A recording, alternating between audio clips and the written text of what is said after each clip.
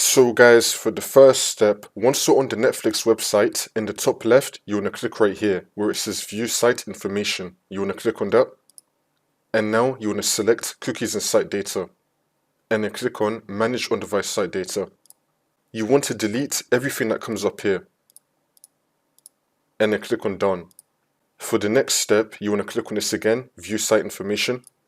Now you want to click on site settings. If you have any usage data, then you want to clear your usage data.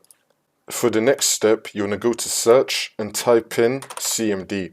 Now you want to run it as administrator. And then click on yes. And now once you're on this, you want to type in ipconfig space /flush DNS and then click on enter. And now you want to type in netsh space winsock space reset and then click on enter again. And now for the last step, you want to restart your computer, and this should now fix your problem.